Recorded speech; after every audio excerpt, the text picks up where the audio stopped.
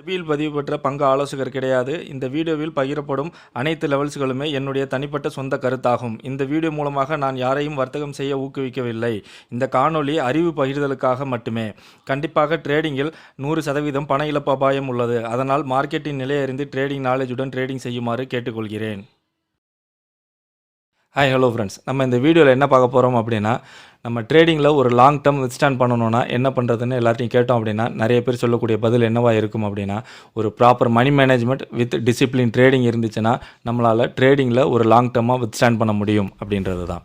So அப்போ proper மணி மேனேஜ்மெண்ட்னா என்ன, proper money management use பண்ணும்போது நம்மளால் எப்படி ஒரு லாங் டேர்ம் ட்ரேடிங்கில் வித்ஸ்டாண்ட் பண்ண முடியும், முதல்ல மணி மேனேஜ்மெண்ட் யூஸ் பண்ணி நம்ம எப்படி ட்ரேடிங் பண்ணுறது, அதே மாதிரி ஒரு இன்ஸ்டியூட்டாக இருக்கட்டும் இல்லை ஒரு ப்ரொஃபஷனல் ட்ரேடராக இருக்கட்டும், யார்கிட்ட நம்மளுக்கு ஒரு ட்ரேடிங் பண்ணக்கூடிய ஐடியா இருக்குது அப்படின்னு சொல்லி டிஸ்கஸ் பண்ணாலும் அவங்க கேபிட்டலை ஏன் ஹியூஜாக சொல்கிறாங்க, லேக்ஸில் சொல்கிறாங்க அப்படின்ற எல்லாத்தையும் நான் இந்த வீடியோவில் கிளியராக ஸ்டெப் பை ஸ்டெப்பாக ஷேர் பண்ணியிருக்கிறேன். ஸோ இந்த வீடியோவை ஸ்கிப் பண்ணாமல் லாஸ்ட் வரைக்கும் பாருங்கள். அப்போ தான் நம்ம சொல்ல வரக்கூடிய தகவல் என்னன்றது உங்களுக்கு புரியும். அதே மாதிரி இந்த வீடியோவில் நான் சொல்லக்கூடிய தகவலில் ஏதாவது தவறு இருந்துச்சு அப்படின்னா ஸோ கமெண்ட்டில் சொல்லுங்கள், நானும் அதை திருத்திக்கிறேன். மணி மேனேஜ்மெண்ட் அப்படின்னு சொல்லும்போதே எல்லோரும் சொல்லக்கூடியது என்ன அப்படின்னா, ஒரு நம்ம கேபிட்டலில் 1% 2% தான் நம்மளோட லாஸாக இருக்கணும். அப்படி இருக்கும்போது தான் நம்மளால் லாங் டேர்ம் வித்ஸ்டாண்ட் பண்ண முடியும் அப்படின்னு சொல்லுவாங்க. ஓகேவா, நம்ம இப்போ ஒரு 20,000 கேபிட்டல் வச்சுருக்கோம். ஓகே, 20,000 கேபிட்டலுக்கு நம்ம 2% மேக்ஸிமம் அவங்க சொல்கிற 2% எடுத்துக்குவோம். அப்போ நம்ம இன்ட்ராடேலே பார்ப்போம், ஒரு நாளோட லாஸ் 2%னால் நான் எவ்வளோ இருக்கும், ₹400 லாஸ். ஸோ இதோட ரூல்ஸ் என்ன அப்படின்னா, நான் இன்றைக்கி ஒரு ட்ரேட் எடுக்கிறேன், எனக்கு ₹400 லாஸ் அப்படின்னா நான் அன்னையோட ட்ரேடிங் செக்ஷனை க்ளோஸ் பண்ணிக்கணும். ஓகேவா, அவ்வளோதான். ஸோ அப்படி நான் எடுக்கக்கூடிய எல்லா நாளுமே எனக்கு லாஸ் ஆகுது, எல்லா ட்ரேடுமே எனக்கு லாஸ் ஆகுது, ₹400 லாஸோட நான் எல்லா ட்ரேடும் லாஸ் பண்ணுறேன் அப்படின்னா முதல்ல எனக்கு ட்ரேடிங் பண்ணுறதுக்கு எத்தனை நாள் கிடைக்கும்? 50 நாள் நான் ட்ரேடிங் பண்ணலாம். என்னோடய எல்லா ட்ரேடும் லாஸ் ஆனாலும் நான் எத்தனை நாள் ட்ரேடிங் பண்ணலாம்? 50 நாள் ட்ரேடிங் பண்ணலாம். ஒரு மாதத்துக்கு 20லேருந்து 22 நாள் ட்ரேடிங் டே கிடைக்கும் நம்மளுக்கு. ஸோ நம்ம மினிமமாக 20 நாள் எடுத்துப்போம். 20 நாளுனா நான் எத்தனை மாதம் ட்ரேட் பண்ணலாம்?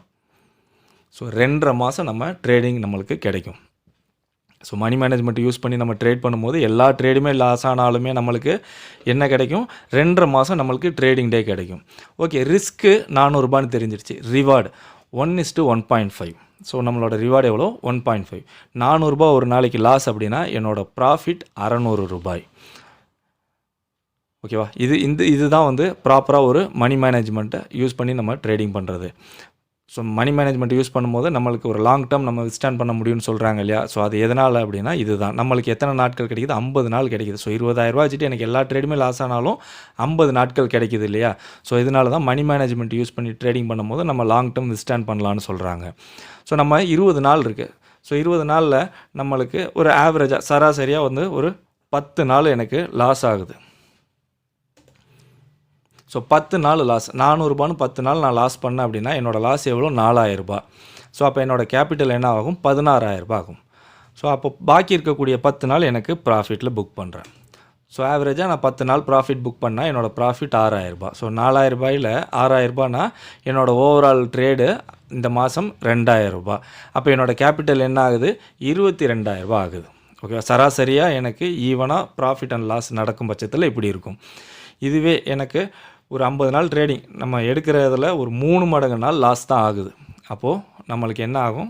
15 நாள் லாஸ். ஓகேவா, 15 நாள் லாஸ் அப்படின்னா என்னோடய லாஸ் எவ்வளோ? ₹6,000. ஸோ ஓவராலாக என்னோடய கேபிட்டல் என்ன ஆகிடுச்சு? ₹14,000 ஆகிடுச்சு. அப்போ மீதம் இருக்கக்கூடிய 5 நாள் தான் நான் ப்ராஃபிட் புக் பண்ணுறேன். ஸோ அந்த 5 நாளில் என்னோடய ப்ராஃபிட் எவ்வளோ? ₹3,000. அப்போ ₹3,000 லாஸை ரெக்கவரி பண்ணியிருக்கேன் இதில். ஸோ ஓவராலாக அந்த மந்த் முடியும் போது எனக்கு ₹3,000 லாஸ். அப்போ என்னோடய கேபிட்டல் என்னவாயிடுச்சு? ₹17,000 ஆகிடுச்சு. ஸோ இப்போ ஒரு மாதம் முடிஞ்சிருச்சு, இன்னும் எனக்கு எவ்வளோ இருக்குது? 1.5 மாதம் இருக்குது. கரெக்டாக? ஸோ இதுதான் ஃப்ரெண்ட்ஸ் தப்பு. நம்ம இன்ட்ராடே பண்ணுறோம். ஸோ நார்மலாக நம்ம மைண்ட் செட்டு எப்பயுமே இந்த மாதிரி வச்சுக்கோங்க. இன்றைக்கி ஒரு ட்ரேடிங் எடுக்கிறீங்க, ரூ. 2000 லாஸ் அப்படின்னா, இன்னொரு என்ட்ரி கிடைக்குது, அந்த ரூ. 2000 ரெக்கவரி பண்ணி மேலே ஒரு 1000, அதாவது ஒரு 3000 ப்ராஃபிட் புக் பண்ணுறீங்க அப்படின்னா, இன்றைக்கே புக் பண்ணும்போது தான் நம்மளோட ட்ரேடு க்ரீனில் முடியுதுன்னா நம்ம சொல்லலாம் லாஸை ரெக்கவரி பண்ணிட்டோம். இன்றைக்கி எடுத்த ரூ. 2000 லாஸை இன்றைக்கே ரெக்கவரி பண்ணால் தான் அது ரெக்கவரி. அடுத்த நாள் எனக்கு ரூ. 4000 கிடைக்குது, நேற்று ரூ. 2000 லாஸு, இன்றைக்கி அந்த ரூ. 2000 ரெக்கவரி பண்ணி ரூ. 2000 எடுத்துட்டேன் அப்படின்ற ஒரு கான்செப்ட்டுக்கு போகாதீங்க. எப்பயுமே நம்ம இன்ட்ராடே பண்ணுறோம், அண்ணனையோட ட்ரேடை தான் நம்ம இது பண்ணணும். ஸோ இப்போது அதே மாதிரி தான் நம்ம ரூ. 17,000. ஸோ இப்போ நான் நெக்ஸ்ட் மந்த் ஸ்டார்ட் பண்ணுறேன். ஓகேவா? அப்போ என்னோடய கேபிட்டல் எவ்வளோ? ரூ. 17,000. அப்போ அதுக்கு 2% எனக்கு எவ்வளோ? ரூ. 340 என்னோடய ரிஸ்க்கு. திருப்பியும் எனக்கு எத்தனை நாள் கிடைக்குது? 50 நாட்கள் கிடைக்குது. ஸோ ஒரு மாதத்துக்கு 20 நாளுன்னும் போது திருப்பியும் எனக்கு 2.5 மாதம் கிடைக்குது. ஸோ அதே ரிஸ்க் ரேஷியோ ரிவார்டு தான் வச்சு ட்ரேட் பண்ண போகிறேன். இதே 15லேருந்து 5 நாளும் எனக்கு 14,450. ஸோ அப்போது திருப்பி நான் அடுத்த மாதம் ஸ்டார்ட் பண்ணும்போது என்னோடய கேபிட்டல் வச்சு என்னவா போடுவேன்? 14,450ன்னு சொல்லி போடும்போது எனக்கு இதே திருப்பி 50 நாட்கள் கிடைக்கும், இதே 2.5 மாதம் கிடைக்கும். ஸோ இதனால தான் ப்ராப்பர் மணி மேனேஜ்மெண்ட் யூஸ் பண்ணி டிசிப்ளினாக நம்ம ட்ரேட் பண்ணுறோம் அப்படின்னா நம்மளால் லாங் டேர்ம் வித்ஸ்டாண்ட் பண்ண முடியும்னு எல்லோரும் சொல்கிறதுக்கான காரணம் இதுதான். இப்போ உங்களுக்கு இது கிளியராக புரிஞ்சிருக்கும்னு நினைக்கிறேன். ஸோ இப்போது நான் பேங்க் நிஃப்டி இருக்கு இல்லையா, ஸோ அதில் தான் வந்து லாட் சைஸ் கம்மி. ஸோ அதனால் அந்த லாட் சைஸை வச்சு நான் உங்களுக்கு எக்ஸ்பிளைன் பண்ணுறேன். ஸோ பேங்க் நிஃப்டியோட லாட் சைஸ் நம்ம பார்த்தோம் அப்படின்னா இப்போது 15. ஓகேவா? ஸோ அப்போ நம்மளோட கேபிட்டலை இதை 20ன்னு ஆக்கிக்கிறேன். அப்போ தான் ஒரு ரவுண்ட் வேல்யூ வந்துச்சுன்னா கொஞ்சம் ஈஸியாக இருக்கும். ஸோ நம்மளோட லாஸ் வந்து 400 ருபீஸ். அப்போ பாயிண்ட்ஸில் பார்த்தோம் அப்படின்னா 26.67 பாயிண்ட். நான் இப்போ ஒரு ரூ. 100 பை பண்ணுறேன் அப்படின்னா ரூ. 26 என்னோடய லாஸ்னால் நான் ஸ்டாப் லாஸ் எவ்வளோவில் போடணும்? ரூ. 74 போடணும். அப்போ என்னோடய டார்கெட் எவ்வளோ? ரூ. 40. ரூ. பை பண்ணுறேன்னா ரூ. 73 என்னோடய ஸ்டாப் லாஸ், ரூ. 140 என்னோடய ப்ராஃபிட். ஓகேவா? இதுதான் பாயிண்ட்ஸில் பார்த்தோன்னா ப்ராஃபிட் வந்து 40 பாயிண்ட், லாஸ் வந்து 26 பாயிண்ட். ஓகே, இப்போது எனக்கு ஒரு ரூ. 120 பையிங் கிடைக்குது. என்னோடய ரிஸ்க் எவ்வளோ? 26.67 ஸோ அப்போ என்னோடய ஸ்டாப் லாஸ் நான் எதில் போடணும்? ரூ. 93.33. ஸோ வந்து ரூ. 26.67 அப்போ என்னோடய ப்ராஃபிட் நான் எங்கே புக் பண்ணணும்? ரூ. 160 ரீச் பண்ணிடுச்சுன்னா என்னோடய ப்ராஃபிட்டை புக் பண்ணணும். ஸோ அதுக்கு மேலே போணுச்சுன்னா அப்போ எடுக்கக்கூடாதான்னு இல்லை, நம்ம ஸ்டாப் லாஸை ட்ரையல் பண்ணி இங்கே போட்டு நம்மளோட ப்ராஃபிட்டை ஃபஸ்ட்டு புக் பண்ணிடணும். ஸோ அதுக்கப்புறம் அது மேலே போகும்போது நம்ம ட்ரையல் பண்ணி ஃபாலோ பண்ணிட்டு போகலாம். இல்லை திருப்பி வந்து நம்மளுக்கு 160 எக்ஸிட் ஆனாலுமே நம்மளோட ட்ரேடிங் நம்மளுக்கு க்ளோஸ் ஆகிடுச்சு. ஓகேவா? இதுதான் ப்ராப்பராக நம்ம மணி மேனேஜ்மெண்ட் யூஸ் பண்ணி ட்ரேடிங் பண்ணுறது. நம்மளோட பாயிண்ட்ஸ் தெரியும். ஸோ ரூ. 120 வாங்கினோம்னா ரூ. 26. ஸோ ரூ. 93 ஸ்டாப் லாஸு, ரூ. 160. ஸோ நான் எத்தனை லாட் வாங்கலாம்? இப்போ ரூ. 20,000 வச்சுருக்கேன். ஸோ ரூ. 20,000 வாங்கணும் அப்படின்னா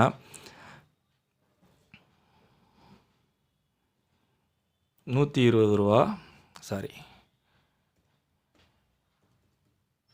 20,000 டிவைடட் பை 120.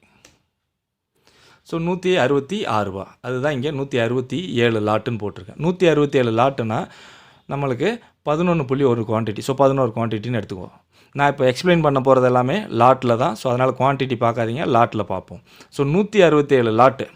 ஸோ 167 லாட் வாங்கினேன் அப்படின்னா இங்கேருந்து 40 பாயிண்ட் போய் எனக்கு ப்ராஃபிட் வந்தால் எவ்வளோ? 6,667 ரூபாய். ஓகேவா? நம்ம கரெக்டான என்ட்ரி போகிறோம் அப்படின்னு நினச்சிங்க அப்படின்னா அதுதான் தப்பு. ஏன்னா இங்கே நம்மளுக்கு லாஸ் இருக்குது இல்லையா? லாஸ் எவ்வளோ வருது? 4,444 ரூபா. இது 4,500 வச்சுக்கோங்க. ஓகேவா? 4,500 இன்றைக்கி நான் லாஸ் ஆகிடுச்சு அப்படின்னா எனக்கு மொத்தமாகவே 4 ட்ரேடிங் டே தான் கிடைக்கும் டெய்லி நம்ம பண்ணும்போது. ஸோ நம்ம இந்த லாட் சைஸ் இருக்கு இல்லையா, இந்த லாட் சைஸை வந்து நம்ம கேபிட்டலை பேஸ் பண்ணி எடுக்கக்கூடாது. நம்ம லாட் சைஸை கேபிட்டல் பேஸ் பண்ணி எடுக்கும் போது நம்மளோட ரிஸ்க் ரேஷியோ ரிவார்டு இங்கே மாறிடும். அப்போ 4,500 லாஸ்னா 2 நாளில் 9,000, 4 நாளில் 18,000 என் கேபிட்டல் வைண்ட் அப் ஆகிடும், நான் வெளியே போயிடுவேன். அப்புறம் எப்படி நான் லாங் டேர்ம் வித்ஸ்டாண்ட் பண்ணுவேன்? ஸோ அப்போ எப்படி நம்ம லாட் சைஸை செலக்ட் பண்ணுறது அப்படின்னா, ஸோ 120 ரூபா அப்படி வாங்கினோன்னா என்னோடய ரிஸ்க் அதே தான், என்னோடய ரிவார்டும் அதே தான். இங்கே லாட் சைஸ் இருக்கு இல்லையா, என்னோடய லாஸ் எவ்வளோ? 400 ரூபாய். அப்போ அதே 400 ரூபாய்க்கு நான் எவ்வளோ குவான்டிட்டி வாங்கினா எனக்கு லாஸ் இதே 400 ரூபாய் வரும் அப்படின்னா 15 லாட். ஸோ ஒரு குவான்டிட்டி. ஸோ அப்போது நம்ம இந்த ட்ரேட் எனக்கு லாஸ் ஆனிச்சுன்னா 400 ரூபாய் தான் லாஸு, ப்ராஃபிட் ஆனிச்சுன்னா எனக்கு எவ்வளோ 600 ரூபாய் ப்ராஃபிட். ஸோ இப்படி நம்ம ட்ரேடிங் பண்ணும்போது தான் நம்மளால் மணி மேனேஜ்மெண்ட்டோட லாங் டேர்ம் வித்ஸ்டாண்ட் பண்ண முடியும். நம்ம பை பண்ணுற குவான்டிட்டி கேபிட்டல் வச்சு கிடையாது, நம்ம வைக்கக்கூடிய ரிஸ்க்கை பேஸ் பண்ணி தான் நம்ம லாட் சைஸை சூஸ் பண்ணணும். இப்போ 20,000 ரூபாய் இருக்கிறதுனால நான் சொன்னேன் இல்லையா ஃபஸ்ட்டு ஹியூஜ் அமௌண்ட் கேபிட்டல் வேணுன்றாங்கன்னு சொல்லி. அது ஏன் அப்படின்னா இந்த ஒரு ப்ராப்பரான ரேஷியோவில் நம்ம ட்ரேடிங் பண்ணும்போது தான் நம்மளுக்கு லாங் டேர்ம் வித்ஸ்டாண்ட் பண்ண முடியும். அப்போ இந்த மேனேஜ்மெண்ட் நம்ம யூஸ் பண்ணும்போது நம்மளால் 20,000 ரூபா வச்சு ட்ரேடிங் பண்ணும்போது ஒரு குவான்டிட்டி தான் பை பண்ண முடியும். அதே 40,000 ரூபா இருந்துச்சுன்னா 2 குவான்டிட்டி பை பண்ணலாம். அதே 80,000 ரூபா இருந்துச்சுன்னா 4 குவான்டிட்டி பை பண்ணலாம். அப்போ இங்கே என்ன ஆயிருக்கும், 2,400 ரூபாய் என்னோட ப்ராஃபிட் ஆகிருக்கும். நம்மளோட இந்த ரேஷியோ ரிஸ்க் ரேஷியோவும் அதே 2% இருக்கும். இது நம்மளோட ப்ராஃபிட் எக்ஸஸ் ஆகிருக்கும். ஸோ அதனால தான் பெரிய இன்ஸ்டியூட்டாக இருக்கட்டும் இல்லை ப்ரொஃபஷனல் ட்ரேடராக இருக்கட்டும் மேக்ஸிமம் அமௌண்ட் லேக்ஸில் எதுக்கு சொல்கிறாங்கன்னா இந்த ரீசனுக்கு தான். 20,000 ரூபா வச்சுருக்கும் போது நம்மளால் இந்த ப்ராஃபிட் தான் புக் பண்ண முடியும். அதே 80,000 ரூபா வச்சுருந்தோம் அப்படின்னா ஒரு 2,400 ரூபான்னு நம்ம ப்ராஃபிட்டை புக் பண்ணலாம் அப்படின்னு சொல்கிறாங்க இல்லையா. ஸோ அதுக்கான ரீசனும் இது தான்.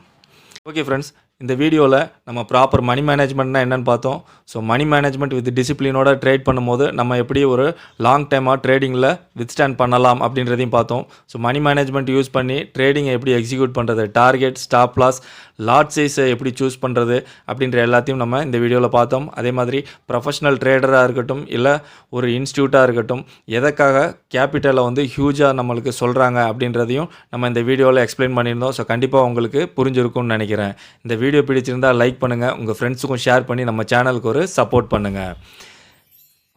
மேலும் இதே மாதிரி நல்ல ஒரு இன்ஃபர்மேஷன்ஸான வீடியோஸ் ட்ரேடிங் சம்மந்தமாக பார்க்கணும் அப்படின்னா நம்மளோட சேனலில் சப்ஸ்கிரைப் பண்ணிக்கோங்க. மீண்டும் அடுத்த வீடியோவில் பார்க்கலாம். Chomsky signing off.